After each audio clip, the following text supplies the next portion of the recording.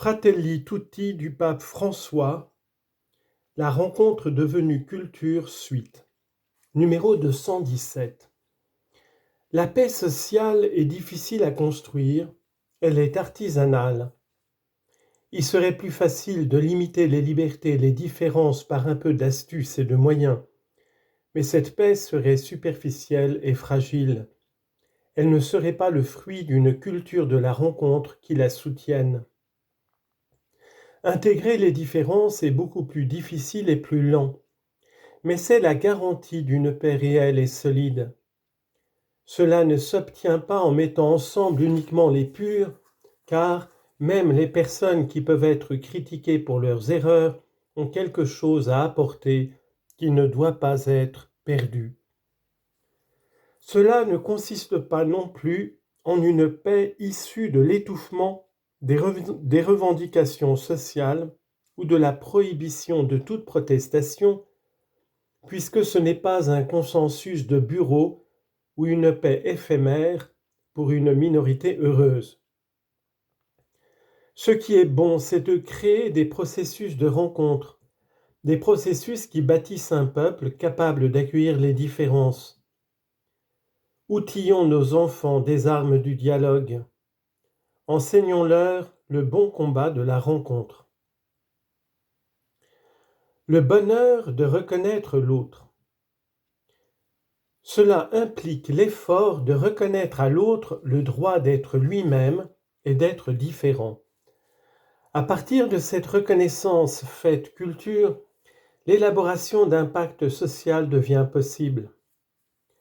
Sans cette reconnaissance apparaissent des manières subtiles d'œuvrer pour que l'autre perde toute signification, qu'il devienne négligeable, qu'on ne lui reconnaisse aucune valeur dans la société.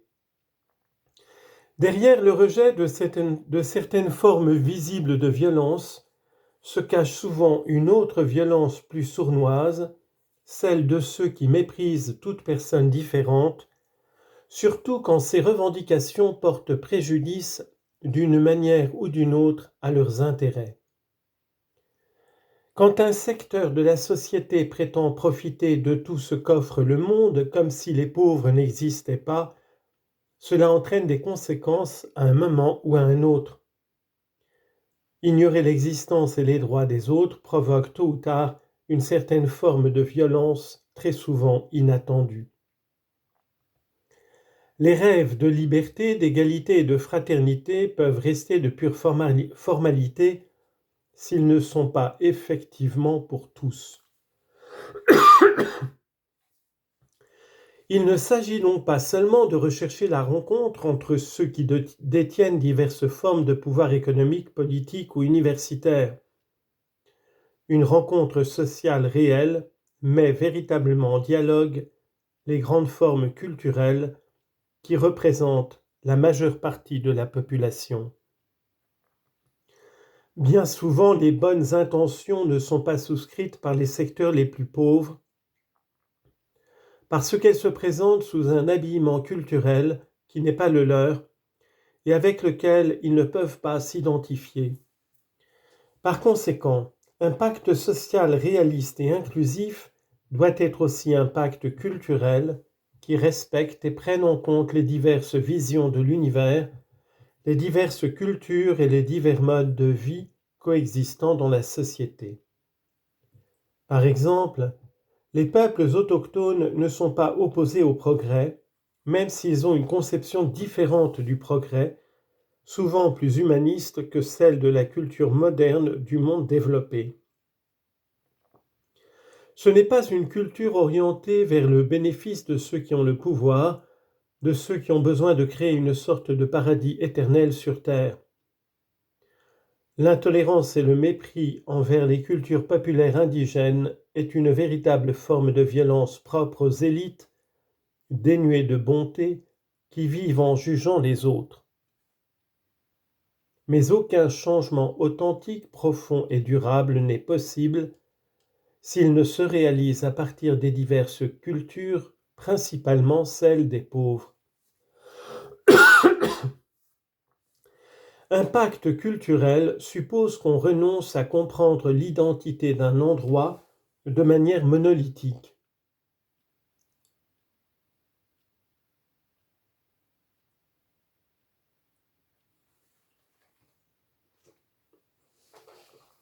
Et exige qu'on respecte la diversité en ouvrant à celle-ci des voies de promotion et d'intégration sociale.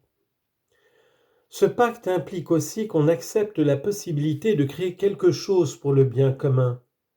Personne ne pourra détenir toute la vérité, ni satisfaire la totalité de ses désirs, parce que cette prétention conduirait à vouloir détruire l'autre en niant ses droits. La recherche d'une fausse tolérance doit céder le pas au réalisme, dialoguant de la part de ceux qui croient devoir être fidèles à leurs principes, mais qui reconnaissent que l'autre aussi a le droit d'essayer d'être fidèle aux siens. Voilà la vraie reconnaissance de l'autre que seul l'amour rend possible et qui signifie se mettre à la place de l'autre pour découvrir ce qu'il y a d'authentique ou du moins de compréhensible dans ses motivations et intérêts. Retrouver la bienveillance. L'individualisme consumériste provoque beaucoup de violations.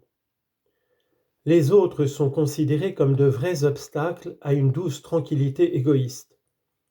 On finit alors par les voir comme des entraves et l'agressivité grandit. Cela s'accentue et atteint le paroxysme lors des crises, des catastrophes, dans les moments difficiles où l'esprit du sauve qui peut apparaît en pleine lumière. Il est cependant possible de choisir de cultiver la bienveillance. Certaines personnes le font et deviennent des étoiles dans l'obscurité. Saint Paul désignait un fruit de l'Esprit Saint par le terme grec chrestotes, Galates chapitre 5 verset 22, exprimant un état d'âme qui n'est pas âpre, rude, dur, mais bienveillant, suave, qui soutient et réconforte. La personne dotée de cette qualité aide les autres pour que leur vie soit plus supportable, surtout quand elle ploie sous le poids des problèmes, des urgences et des angoisses. C'est une manière de traiter les autres qui se manifeste sous diverses formes telles que la bienveillance dans le comportement, l'attention pour ne pas blesser par des paroles ou des gestes, l'effort d'alléguer le poids aux autres.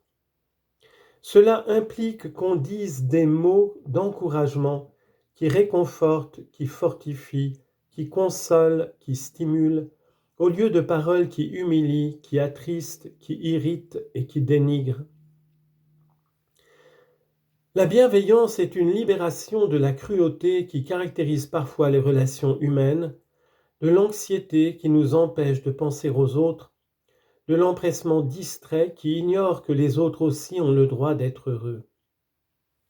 Aujourd'hui, on n'a ni l'habitude ni assez de temps et d'énergie pour s'arrêter afin de bien traiter les autres, de dire « s'il te plaît »,« pardon »,« merci ». Mais de temps en temps, le miracle d'une personne aimable apparaît, qui laisse de côté ses anxiétés, ses urgences pour prêter attention, pour offrir un sourire, pour dire une parole qui stimule, pour rendre possible un espace d'écoute au milieu de tant d'indifférence. Cet effort vécu chaque jour est capable de créer une cohabitation saine qui l'emporte sur les incompréhensions et qui prévient les conflits. Cultiver la bienveillance n'est pas un détail mineur, ni une attitude superficielle ou bourgeoise. Puisqu'elle suppose valorisation et respect, elle transfigure profondément le mode de vie, les relations sociales et la façon de débattre et de confronter les idées lorsqu'elle devient culture dans une société. Elle facilite la recherche du consensus et ouvre des voies là où l'exaspération détruit tout pont.